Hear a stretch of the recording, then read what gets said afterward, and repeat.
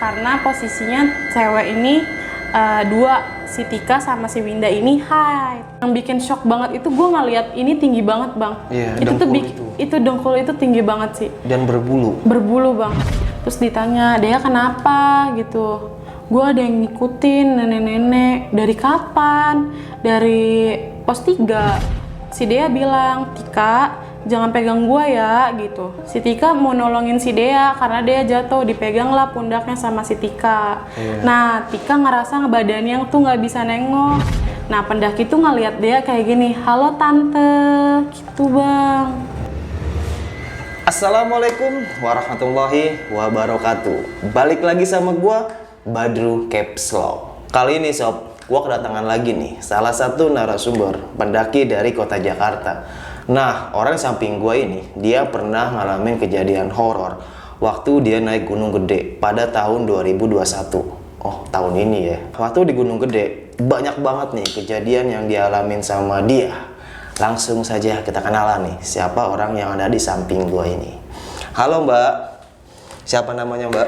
Halo, nama gue Nuralida Safitri, biasa dipanggil Alida. Alida ya? Oke, tahan dulu ya Mbak Alida ya.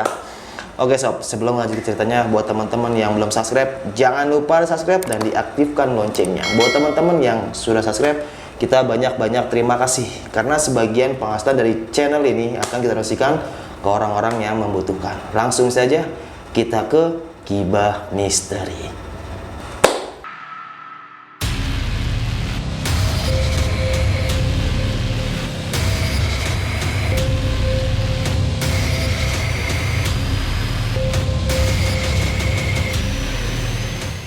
Halo Mbak, gimana kabarnya Mbak Lida? Baik. Alhamdulillah. Gimana nih Mbak pengalaman horor lu waktu di Gede kemarin nih? Jadi waktu itu kita daki Gede itu perdana. Cowoknya 4, ceweknya 4, jadi berdelapan. Waktu itu kita daki hari Senin bang. Oh, hari Senin ya? Jadi lagi sepi-sepinya gitu. Gokil. Lagi sepi-sepinya kita ngedaki dari Klender ke Gunung Gede via Putri.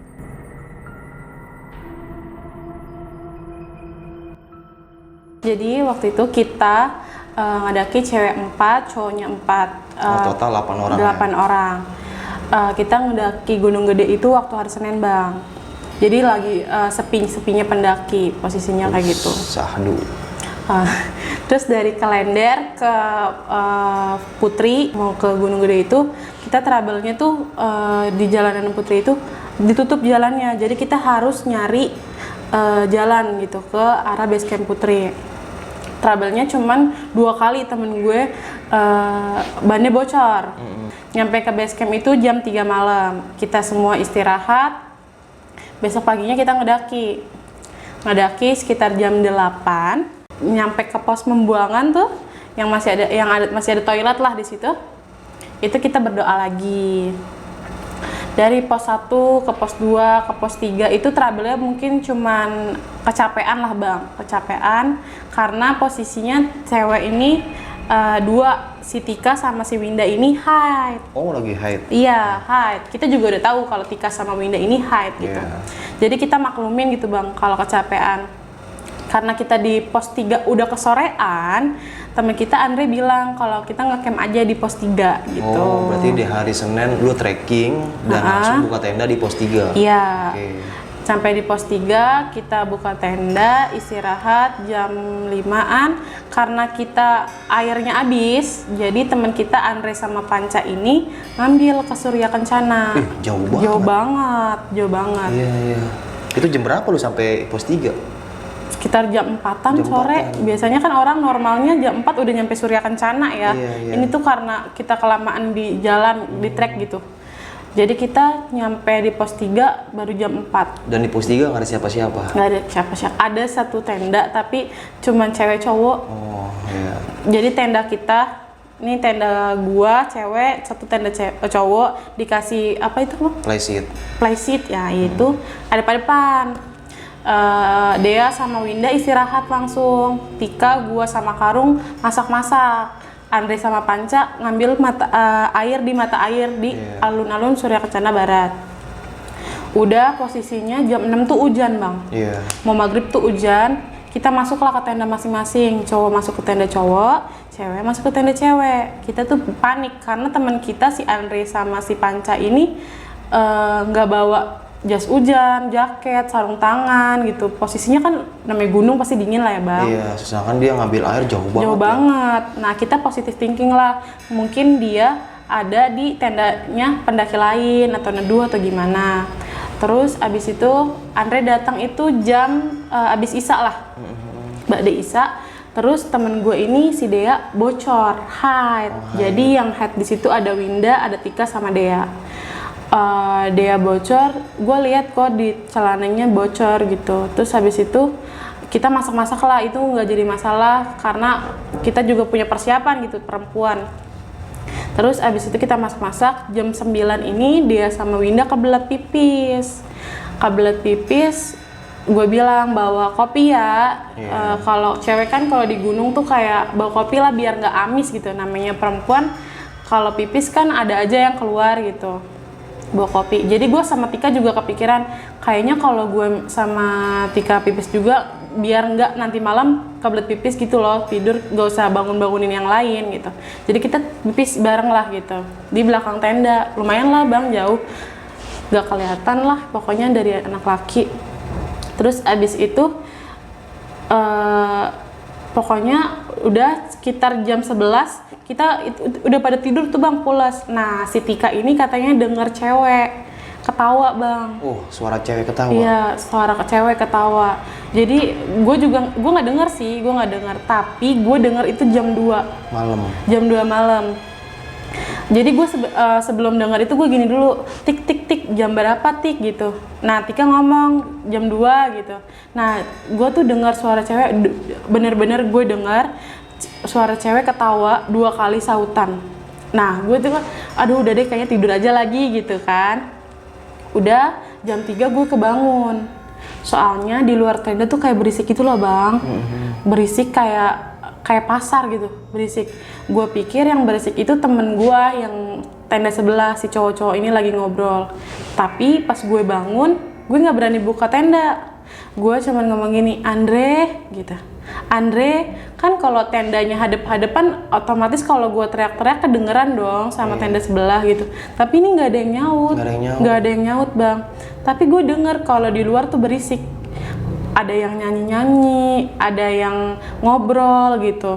Sedangkan di area tenda lu tuh sepi banget. Namanya pos 3, pasti orang-orang itu pendaki yang lain itu pasti ngecampnya di Surya Kencana gitu. Udah gitu kata Tika gini, udah ada tidur aja lagi. Ya udah tuh gue tidur lagi. Besok paginya hari kedua jam 7 kita jalan ke Surya Kencana. Gue sih mikirnya gue nggak berharap nyampe puncak gitu karena kondisi teman-teman gue yang haid gitu. Kita sampai Surya Kencana aja yuk, nggak apa-apa gitu. Nah itu di hari kedua ya, hari kedua. Selasa ya. Hari kedua habis itu kita ke arah Surya Kencana, jalan. Gue tuh kayak ke-trigger gitu loh, kayak nggak mau nyusahin yang lain gitu. Tapi kayak ada yang ngedorong gue sampai ke alun-alun Surya Kencana Timur. Jadi gue nggak ngelihat proses teman-teman gue ini naik ke atas dari pos 3 ke pos 5. Dan lu sendirian? Sendirian. Kayak ada yang ngedorong gitu bang. Padahal teman gue tuh badannya lebih kecil-kecil daripada gue dan gue tuh lebih berisi lah badannya. Jadi gue naik itu kan lebih sulit ya biasanya. Nah itu gue jalannya cepet banget sampai Panca bilang ini geleng-geleng, gila lo sampai Surya Kencana pertama gitu. Padahal gue juga nggak ngerasa gitu. Gue pikir lu di belakang gitu. Jadi kata mereka ya, cerita mereka ini si Dea itu nangis, kecapean, terus ya minta berhenti mulu gitu. Kita tuh nggak ada yang tahu Dea ini kenapa gitu. Nyampe di Surya Kencana kita seneng banget dong. Alda nunggu kan di alun-alun Surya Kencana Timur kan ada pedagang tuh bang. Iya, warung itu ya. Nunggu di situ sekitar kurang lebih sejam lah ya. Terus abis itu ketemu sama teman-teman, foto-foto lah kita di situ, foto-foto, difotoin, ganti-gantian foto. Tapi ini dia masih diem aja gitu. Jadi kita nggak tahu nih dia kenapa ya gitu. Jadi kita mungkin efek haid gitu, capek atau gimana gitu. Jadi kita putusin udah yuk jangan lama-lama, nanti kita pulangnya kemalaman, turunnya kemalaman gitu. Ayo ambil aja mata air gitu. Sampai ke sana kita karena Andre ngelihat teman-temannya pada kecapean, udah melipir aja sana ke pinggir gitu, istirahat di situ ya. Nanti gue balik ke situ. Gue bertiga ini, cowok 3 ini mau ngambil air. Kita istirahat, dia tiduran tuh bang di situ, tidur aja gitu, ditutupin sama jaketnya dia. Berikutnya Tika, Winda tidur dan gue doang yang nggak tidur sambil selfie lah gitu ya, namanya perempuan. Terus udah datanglah mereka laki-laki, kita bikin kopi. Gue bilang ayo turun, gue bilang gitu. Nanti kita kemalaman gitu. Kan gak enak kayak malam di hutan gitu, gelap. Iya. Turun, ternyata gue nggak bisa turun. Kenapa tuh? Kayak gue takut banget tinggian gitu. Jadi harus pakai trekking pole pelan-pelan gitu. Jadi gue turun bareng yang cepet turun itu Tika sama Karung. Jadi dia lari gitu. Putri kan enak ya buat turun ya. Terus gua, Winda sama Tika, Winda, gua sama Dea ini jalannya pelan-pelan lah turunnya. Nah, Dea ini minta istirahat, nangis. Gua baru tahu ngeliat prosesnya Dea turun itu di situ, kayak kenapa ya si Dea ini kayaknya ada trouble masalah lain gitu. Nah, ada pendaki naik ke atas bang. Nah, kita kan turun nih ke bawah. Nah, pendaki tuh ngeliat Dea kayak gini, halo tante, gitu bang. Kata gue, lah kok tante gitu, sedangkan dia ini perawakannya kecil gitu badannya, kok dia manggil tante gitu. Terus katanya Andre, kayaknya ini ketempelan deh gitu si Deanya. Terus adalah pendaki yang care lah, peduli lah ya, namanya pendaki banyak yang peduli. Dibikinin lah kopi, dibikinin susu gitu buat Dea gitu. Udah turun pelan-pelan turun sampai ke pos 3 lagi. Kita packing nih karena Jam berapa tuh di pos 3? Di pos 3 itu sekitar jam 4 lah. Sampai situ ya? Iya, sampai situ jam 4. Kita packing, terus abis itu ada pendaki bilang, sini carrier-nya gue bawain sampai ke Simaksi, ada yang nolongin bang. Karena ngelihat teman-teman kita pada kecapean. Udah, si carrier dibawain duluan sama pendaki lain. Packing, turun, ada pendaki nih, cewek cowok dari Tangerang. Kalau kakaknya nonton mungkin kakaknya tahu ceritanya juga. Baru merit katanya, terus abis itu dia mau ikut ke kita, rombongan kita, karena posisinya itu udah gelap, jam 5 itu baru mau turun dari pos 3 ke base camp itu baru mau turun. Nah, selama perjalanan turun itu kan udah masuk maghrib tuh di pos 2. Itu tuh gua ngeliat Andre di depannya itu ada dengkul nih bang, dengkul tinggi banget berbulu. Tapi dengkulnya doang, dari kaki sampai dengkul tuh tinggi banget, sama tangannya gini. Badannya nggak ada? Badannya nggak kelihatan. Itu nggak kelihatan. Nah terus gue kok bilang ini panca gitu, kata Panca istighfar gitu. Mungkin Panca juga ngelihat bang. Terus abis itu gue ya udahlah istighfar gitu ya. Terus dikasih semangka sama kakak-kakak yang ngikutin kita. Yang 2 orang itu? 2 orang itu. Mungkin kalau kita nggak ada kakak-kakak itu udah nggak tahu ya, soalnya kita kekurangan pencahayaan. Kita headlampnya kurang gitu. Terus abis itu kakak-kakaknya bantuin, ayo Dea semangat gitu. Dea tuh dikit-dikit minta berhenti, jatuh, jalannya udah lemes banget lah bang. Kita tuh dibikin bingung lah di trek itu. Kita dikit lagi nih, ayo dikit lagi gitu. Kayak perjalanannya jauh banget gitu. Padahal kan turun enak ya bang. Terus abis itu si Dea bilang, Tika jangan pegang gua ya gitu. Terus habis itu si Tika mau nolongin si Dea karena Dea jatuh, dipegang lah pundaknya sama si Tika. Nah Tika ngerasa badannya tuh nggak bisa nengok. Setelah megang si Dea itu? Iya, jadi kayak salah bantal lah lehernya bang. Terus abis itu Tika nangis nih bang selama perjalanan juga. Dari pos 1 mau ke pos pembuangan sampah tuh. Nah Tika nangis, Dea nangis. Kita semangatin bareng-bareng, nyampe ke pos pembuangan. pada bersih-bersih, didoain sama akang-akang di situ yang masih pada di situ, dikasih makanan, dikasih minuman gitu. Karena kita nyampe di situ udah isya lah. Di pos pembuangan kita istirahatnya lama banget di pos pembuangan itu karena bersih-bersih. Yang head itu ganti pembalut lah gitu. Ditanya katanya kenapa, nanti aja di base camp gitu. Biasa lah ya, kalau ada trouble pasti ceritanya di bawah gitu. Udah turun posisinya hujan, nyampe base camp itu jam 9 malam. Malam banget bang. Terus ditanya, Dea kenapa gitu. Gue ada yang ngikutin nenek-nenek. Dari kapan? Dari pos 3. Dari pos 3 yang sore? Enggak, dari malam. Dari kita tidur itu sampai besoknya, berarti dia ngikut sampai Surya Kencana. Iya, sampai Surya Kencana, sampai turun lagi gitu. Terus setelah itu terus Tika kenapa Tik? Nggak tahu kenapa. Pokoknya abis megang Dea nggak bisa nengok gitu. Kayaknya nyetrum gitu ya? Iya nggak tahu bang kenapa. Kalau gue sih ngerasainnya cuman yang bikin shock banget itu gue ngeliat ini tinggi banget bang.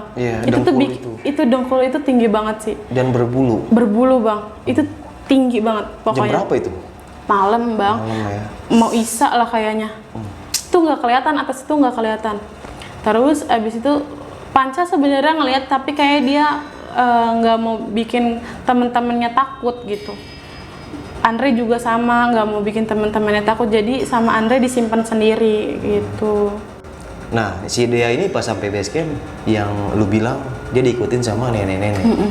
Tapi si Dea ini sempat interaksi sama si nenek-nenek itu. Gue nggak tahu sih bang lebih tepatnya. Tapi Dea ini bilang ke kita kalau dia tuh lebih sensitif memang, lebih peka lah gitu. Dia tuh udah ngerasa, dia mungkin nggak cerita ke teman-temannya di atas ya biar teman-temannya tuh nggak takut gitu. Tapi si Dea itu nggak takut ya dengan keberadaan si nenek itu?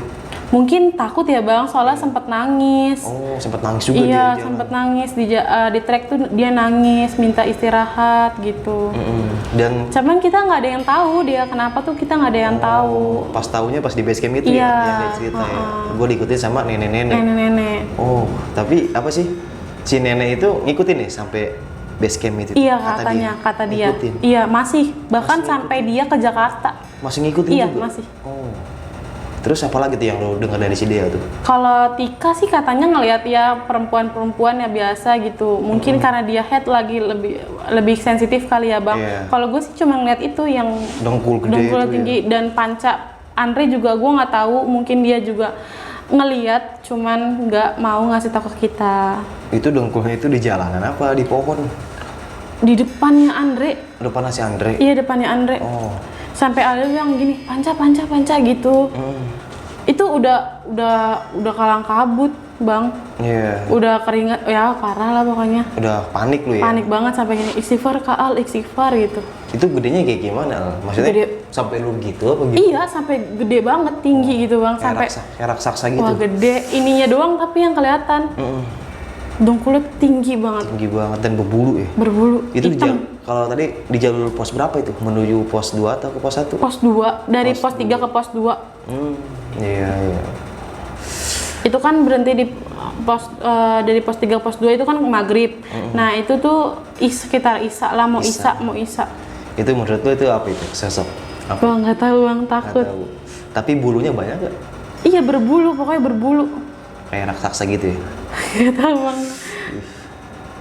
Iya. Dan sampai sekarang nih si Dea, si Tika gimana kabar itu?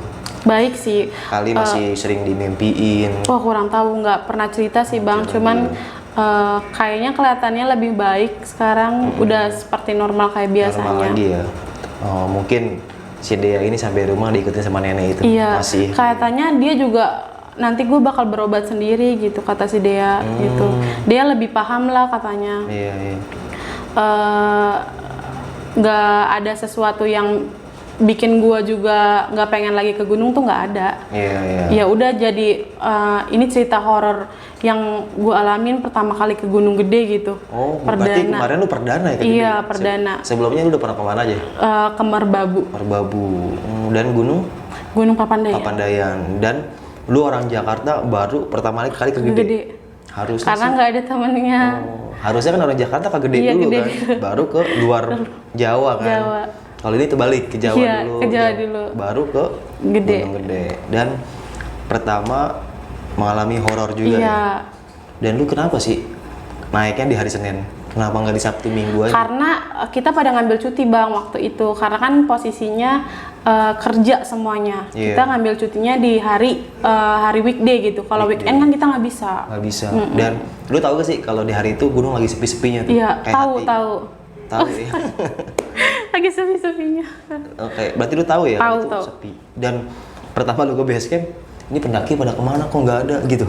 Ada sih beberapa pendaki, Iya. cuman nggak serame kayak hari weekend. Dan gue pernah sih ke Gede di hari biasa juga kan. Dan sama gue udah bayangin apa yang lu rasain gitu kan. Yang awalnya Gunung Gede biasa aja, ketika sepi itu jadi kayak nggak biasa ya. Iya, betul. Kayak kita di pos aja, kok cuman kita doang nih di rombongan. Iya gak sih kemarin? Iya, iya benar-benar. Apalagi di pos 3 lu buka tenda. Iya, ternyata banyak yang nggak mau pos 3, mendingan lanjut naik ke Surya Kencana daripada Iya. harus ngecamp di pos 3. Karena suasananya itu lumayan mencekam sih. Iya. Pohonnya rimbun. dan pokoknya sadu kalau di pos 3. Dan gue makanya kaget, kok lu buka tenda di pos 3 dan Iya. itu hari biasa Hari ya? biasa. Dan warung situ tutup. Tutup Dan si nenek itu katanya ketemu di pos 3. dari pos 3. Mungkin nenek yang pernah ditemuin. Iya. Ih. Dan si dia ini nggak apa-apa ya, maksudnya Nggak apa-apa. kali ada kayak lebih pendiam nggak ya? Enggak sih, normal-normal aja sekarang. Normal aja ya, mungkin hanya Belum ketemu lagi sih sama dia. oh, belum face to face lagi. Iya, ya, belum ya? face to face lagi setelah naik gunung kemarin. Oke, thank you yang Balian ya buat cerita horornya nih, dan bisa kita ambil pelajarannya di situ, lebih tenang ya. Lu juga Iya. cukup tenang ya, dan Cukup tenang. gue cukup ini sih, kayak lu jalan sendiri tuh ke Surya Kencana barbar juga sih. Iya, kayak nggak ngerasa gitu, Bang. Iya. Tiba-tiba kok udah di sini gitu. Soalnya kan dari pos Simpang Maleber Itu. ke pos alun-alun Surya Kencana Timur itu kan, Tanjakannya kan begitu. iya, itu sampai ada pendaki nanya, Mbak, rombongannya ditinggal sama rombongan? Enggak, rombongan saya masih di bawah. Dan lu nggak sadar ya jalan Nggak sendiri? sadar, kirain teman-teman saya masih di belakang saya gitu. Iya, iya. Seolah-olah kayak fisik lu lagi oke Iya, banget oke nih. banget. Padahal enggak gitu. Iya, iya. Kayak ada yang ngedorong gitu Iya. ya. Semangat lu. Nggak Dan, tahu kenapa sih, Bang. ya, ya mungkin ada tambahan energi Iya, lah. Gitu. terima kasih lah. Nah, dan gue tanya, pas lu naik itu lu baca doa kan sama anak-anak? Baca doa. Iya, ada alhamdulillah gitu kan, karena ya doa kita yang nyelamatkan Alhamdulillah kita sampai di rumah dengan selamat gitu. lagi. Ya, itu. Oke. Mungkin cukup sekian aja Sob, cerita pengalaman horor yang dialami sama Mbak Alia. Nah, buat teman-teman yang punya pengalaman cerita horor saat mendaki gunung atau kehidupan sehari-hari, langsung aja follow Instagram gua @badrukepslog, DM, Bang, gue punya pengalaman horor nih, mau cerita kita gibah langsung di sini Sob. Langsung lah. Oke, sampai jumpa di cerita selanjutnya. Assalamualaikum warahmatullahi wabarakatuh. Thank you Mbak Alia ya. Mantap. Dadah.